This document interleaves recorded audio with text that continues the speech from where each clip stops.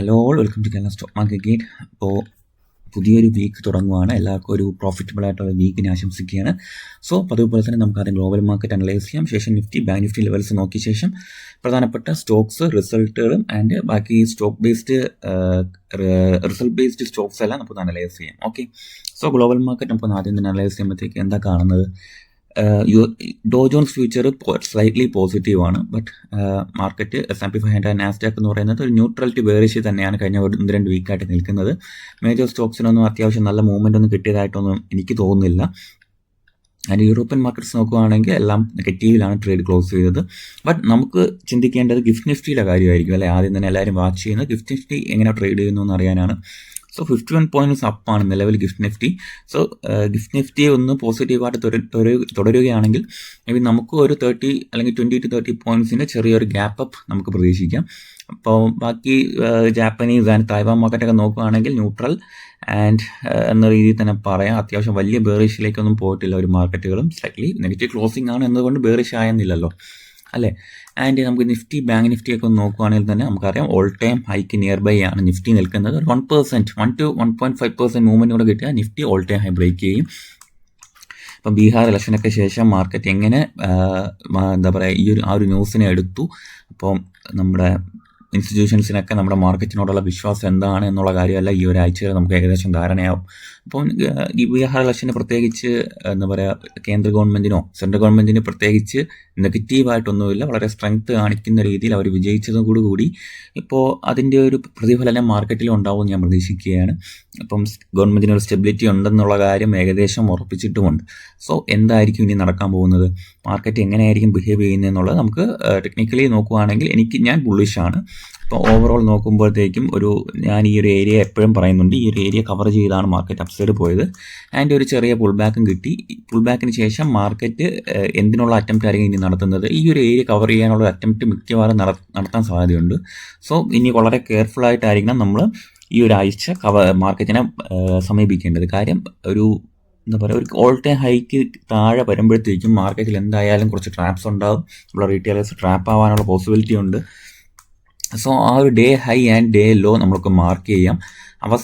വെള്ളിയാഴ്ചത്തെ അവസാനത്തെ ട്രേഡിംഗ് ഡേയുടെ അവസാനത്തെ ഒരു അരമണിക്കൂർ മാർക്കറ്റിൽ ഒരു ബൈയിങ് പ്രഷർ വന്നിട്ടുണ്ടായിരുന്നു. സോ ഇനി എന്തായിരിക്കും മാർക്കറ്റിൻ്റെ ഒരു ബിഹേവിയർ എന്നുള്ള കാര്യം, ഒരു ട്രാപ്പിനുള്ള പോസിബിലിറ്റി നമുക്കിവിടെ കാണാം. സോ ഈ ഒരു ഏരിയസിലോട്ടൊക്കെ ഒരു മാർക്കറ്റിൻ്റെ മൂവ്മെൻറ്റ് ഉണ്ടാവാം. അപ്പോൾ ആദ്യം തന്നെ നമ്മൾ നോട്ട് ചെയ്യുന്നത് മാർക്കറ്റ് ഒരു ഡൗൺ സൈഡ് വന്നാൽ എവിടെയായിരിക്കും മാർക്കറ്റിന് ഒരു സ്ട്രെങ്ത് കിട്ടാനുള്ള പോസിബിലിറ്റി ഉള്ള സോൺസ് എന്ന് പറയുന്നത്. സോ അങ്ങനെ ഒരു ഏരിയ എന്ന് പറയുന്നത് 25,630 ഈ ഒരു ഏരിയ മാർക്കറ്റിൽ സ്ട്രെങ്ത് കിട്ടാൻ പോസിബിലിറ്റി ഉണ്ട്. ഒരു 5 മിനിറ്റ് ചാർട്ടിലേക്ക് പോവുകയാണെങ്കിൽ വെള്ളിയാഴ്ചത്തെ ലാസ്റ്റ് ട്രേഡിംഗ് ഡേയുടെ ഡേ ലോ, അപ്പോൾ ഈ ഒരു ഏരിയയിൽ മാർക്കറ്റ് അത്യാവശ്യം നല്ല രീതിയിൽ ബൈയിങ് പ്രഷർ കാണിച്ച സോണാണ്. സോ ആ ഒരു ഡേ ലോയിലേക്ക് മാർക്കറ്റ് വരികയാണെങ്കിൽ ഒരു സ്ട്രെങ്ത് ഉണ്ടാവാനുള്ള പോസിബിലിറ്റി ഉണ്ട്. ബയേഴ്സിൻ്റെ കൺട്രോളിൽ മാർക്കറ്റ് എത്താനുള്ള പോസിബിലിറ്റി ഉണ്ട്. ആൻഡ് ഇനിയുള്ള ഏരിയസ് ഈ ഒരു 1.5% മൂവ് നമുക്ക് എപ്പം വേണമെങ്കിലും പ്രതീക്ഷിക്കാമെന്നാണ് എൻ്റെ ഒരു കൺസെപ്റ്റ്. സോ ആദ്യം ഈ ഒരു മുന്നത്തെ ഒരു സപ്ലൈ മാർക്കറ്റ് ക്ലിയർ ചെയ്യാനുള്ള ഒരു അറ്റംപ്റ്റ് എന്തായാലും ഉണ്ടാവും. ഈ ഏരിയയിലേക്ക് മാർക്കറ്റ് സപ്ലൈ ക്ലിയർ ചെയ്യാനായിട്ടൊരു അറ്റംപ്റ്റ് ഫസ്റ്റ് ഉണ്ടാവുമെന്ന് നമുക്ക് പ്രതീക്ഷിക്കാം. സോ വാച്ച് ചെയ്യാം. വരുന്ന ദിവസങ്ങളിൽ ഈ ഒരു ഏരിയാസ് കവർ ചെയ്യുമ്പോഴത്തേക്കും നമുക്ക് ലൈവ് മാർക്കറ്റിൽ നിഫ്റ്റിയുടെ ലെവൽസ് ഞാൻ ഇടുന്നതായിരിക്കും ഇവിടെ നമ്മുടെ ടെലിഗ്രാം ഗ്രൂപ്പിൽ. ഓക്കെ, ആൻഡ് ബാങ്ക് നിഫ്റ്റിയും കൂടെ ഒന്ന് പരിചയപ്പെട്ടിട്ട് നമുക്ക് പോകാം. ബാങ്ക് നിഫ്റ്റിയിൽ നമുക്കറിയാം അവസാനത്തെ അരമണിക്കൂർ അന്നത്തെ ദിവസം വെള്ളിയാഴ്ചത്തെ ട്രേഡിംഗ് ഡേയുടെ അവസാനത്തെ ഒരു അരമണിക്കൂർ മാർക്കറ്റിൽ ഒരു ബൈയിങ് പ്രഷർ ഉണ്ടായിരുന്നു. അവസാനത്തെ അരമണിക്കൂറല്ല, ആ ഒരു അവസാന ട്രേഡിംഗ് അവേഴ്സിൽ ഒരു ബൈയിങ് എന്താ പറയുക അറ്റംപ്റ്റ് മാർക്കറ്റിൽ ഉണ്ടായിരുന്നു എന്നുള്ള കാര്യം നമുക്ക് ചാർട്ട് നോക്കിയാൽ വിസിബിൾ ആണ്. സോ ഈ ഒരു സോൺസ് 15 മിനിറ്റിൽ നോക്കുകയാണെങ്കിൽ 57,490 എന്നുള്ളത് ഒരു നല്ല ബയേഴ്സിൻ്റെ പ്രസൻസ് ഉള്ള സോണാണ്. കാര്യം ഇവിടെ ഈ ഒരു ഏരിയ നോക്കി, ഈ ഒരു ഏരിയ താഴെ പോയ ശേഷം മാർക്കറ്റ് അപ്സൈഡ് പോകുന്നു. തിരിച്ച് ഈ ഒരു സോൺ ടെസ്റ്റ് ചെയ്തപ്പോഴത്തേക്കും മാർക്കറ്റ് അപ്സൈഡ് പോയി.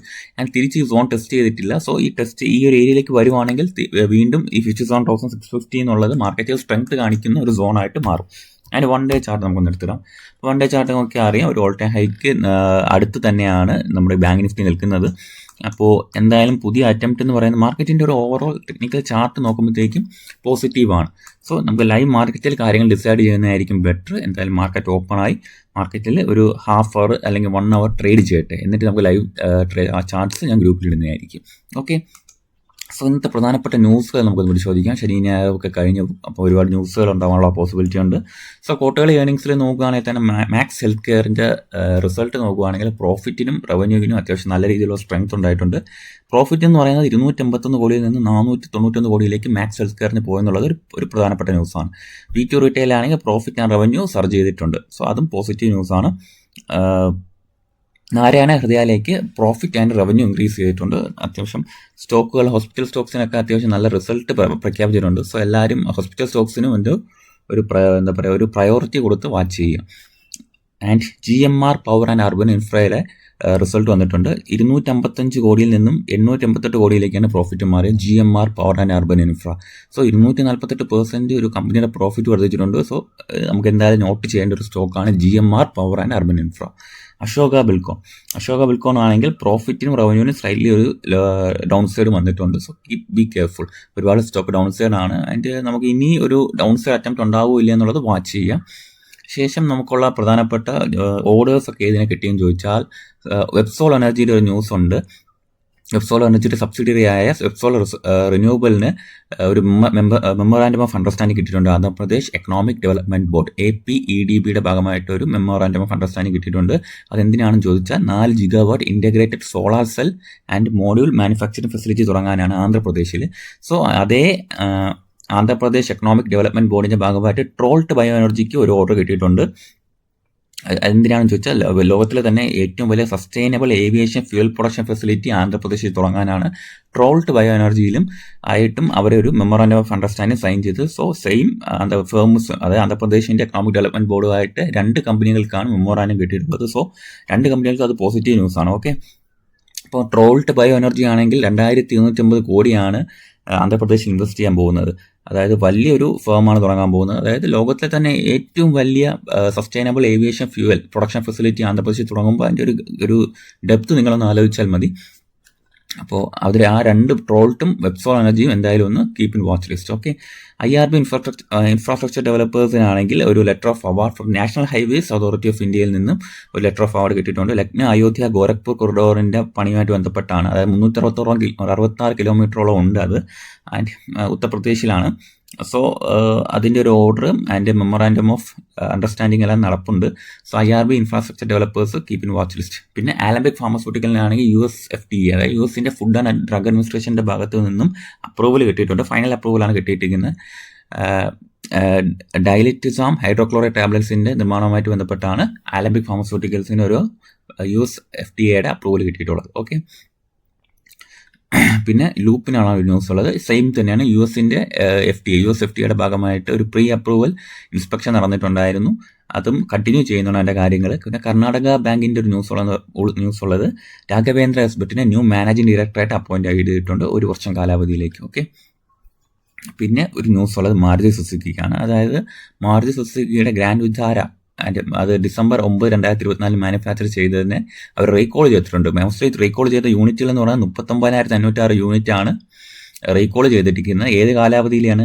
December 9, 2024 തൊട്ട് April 29, 2025 വരെ പുറത്തു വന്ന 39,506 യൂണിറ്റ് കാറുകളാണ് അവർ റീകോൾ ചെയ്തിരിക്കുന്നത്. അതിൻ്റെ ഒരു സസ്പീഷൻ്റെ ഭാഗമായിട്ടാണ് അവർ കാർസിനെ റീകോൾ ചെയ്തിരിക്കുന്നത്. അതായത് അവർ fuel level indicator and warning ലൈറ്റിൽ ഒരു ഫോൾട്ട് കണ്ടുപിടിച്ചതിനെ തുടർന്നാണ് മാരുതി സുസുക്കി അത് റീകോൾ ചെയ്തിരിക്കുന്നത്. സോ അതൊരു ചെറിയ ബാഡ് ന്യൂസ് ആണ്. എന്തായാലും നമുക്ക് നോക്കാം. പിന്നെ ഓലയൊക്കെയുള്ള ന്യൂസ് എന്ന് പറയുന്നത് ഓല പുതിയ ടെസ്റ്റ് റൈഡ് നടത്തിയിട്ടുണ്ട്. അതായത് 4680 ഭാരത് സെൽ പവേർഡ് വെഹിക്കിളിൻ്റെ ഒരു ടെസ്റ്റ് റൈഡ്സ് ആണ് ഇപ്പോൾ നടന്നുകൊണ്ടിരിക്കുന്നത്. ഓക്കെ, അപ്പോൾ ഇത്രയും ന്യൂസസ് ആണ് നിലവിൽ ഉള്ളത്. അപ്പോൾ നമുക്ക് ചെക്ക് ചെയ്യേണ്ട ചാർട്ടിൽ ഇൻട്രസ്റ്റിംഗ് ആയിട്ട് നമുക്ക് നോക്കേണ്ട ഒന്ന് IRB ഇൻഫ്രാസ്ട്രക്ചറാണ്. ആൻഡ് IRB ഇൻഫ്രാസ്ട്രക്ചർ നോക്കി വേറെ നമ്മൾക്കൊരു ഫോക്കസ് ചെയ്യേണ്ട സ്റ്റോക്ക് എന്ന് പറയുന്നത് GMR പവറാണ്. GMR പവറും IRB നമുക്കൊന്ന് നോക്കുന്നത് നല്ലതായിരിക്കുമെന്ന് എനിക്ക് തോന്നുന്നു. അപ്പോൾ 1 month ചാർട്ട് നമുക്ക് നോക്കാം. GMR power and GMR power and infra. So stock നമുക്കൊന്ന് വാച്ച് ചെയ്യാം എന്തൊക്കെയാണ് നടക്കണതെന്ന്. 1 month നോക്കുകയാണെങ്കിൽ കുറച്ച് മാസമായിട്ട് ഒരു ഓൾ ടൈം ഹൈക്ക് കീഴെ മാർക്കറ്റ് ഇപ്പോൾ ഒരു കൺസോൾട്ടേഷൻ ആണ് മാർക്കറ്റിൽ നടക്കുന്നത്. ബെറ്റർ പക്ഷെ ചാർട്ട് നല്ല ഹെൽത്തി ലുക്കിലാണ് നിൽക്കുന്നത് കേട്ടോ. GMRൻ്റെ ഒരു എടുക്കുകയാണെങ്കിൽ ഈ ഒരു ഏരിയ 120 റേഞ്ച് ഓക്കെയാണ്. ഒരു 1 ഡേ ചാർട്ട് നോക്കുമ്പോഴത്തേക്കും GMR എന്ന് പറയുന്നത് ഒരു സോണിനുള്ളിൽ സ്ക്വീസിങ് നടക്കുകയാണ്. സോ ചാർട്ട് വളരെ ഇൻട്രസ്റ്റിംഗ് ചാർട്ടാണ്. നിങ്ങളിവിടെ നോക്കുകയാണെങ്കിൽ ലോങ് ടേമിൽ ഒരു പാറ്റേൺ ബ്രേക്ക് ഔട്ടിനുള്ള പോസിബിലിറ്റി നമുക്കിവിടെ കാണുന്നുണ്ട്. സോ നമുക്കിത് വാച്ച് ലിസ്റ്റിൽ കീപ്പ് ചെയ്യാം. എന്തായാലും ഒരു മൂവ്മെൻറ്റിന് പോസിബിലിറ്റി നമുക്കിവിടെ കാണാം. ഓക്കെ, ഇപ്പോൾ GMR port and urban infra നമുക്കൊരു ടോപ്പ് പ്രയോറിറ്റിയിൽ ഇട്ട് വരുന്ന ദിവസങ്ങളിൽ വാച്ച് ചെയ്യാം. അത്യാവശ്യം ഫണ്ടമെൻ്റലി ബെറ്റർ പെർഫോമൻസ് നടത്തിയിട്ടുണ്ട്. ടെക്നിക്കലി ഇവിടെ നോക്കുകയാണെങ്കിൽ സ്ക്വീസിങ് നമുക്കിവിടെ കാണാൻ കഴിയും. മാർക്കറ്റ് ഒരു സോണിനുള്ളിൽ ട്രേഡ് ചെയ്യുകയാണ്. എന്തായാലും ഒരു വെർത്തി സ്റ്റോക്കാണെന്ന് നമുക്ക് ഫീൽ ഉണ്ട്. അപ്പോൾ ഇതിൻ്റെ അപ്ഡേറ്റ് നമുക്കൊരു പബ്ലിക് ഗ്രൂപ്പിൽ ഞാൻ ഇടുന്നതായിരിക്കും. ഓക്കെ, സോ വേറെ ഏതെങ്കിലും സ്റ്റോക്സ് നിങ്ങൾക്ക് ഡൗട്ട് ഉണ്ടെങ്കിൽ നിങ്ങൾക്ക് കമൻറ്റ് ബോക്സിൽ കമൻറ്റ് ചെയ്യാം. നമുക്ക് വരുന്ന ദിവസങ്ങളിൽ അല്ലെങ്കിൽ ഇന്നത്തെ വൈകിട്ടത്തെ പോസ്റ്റ് മാർക്കറ്റ് സെഷനിൽ അതിൻ്റെ ഡീറ്റെയിൽസ് ഞാൻ ഇടുന്നതായിരിക്കും. Okay, thank you.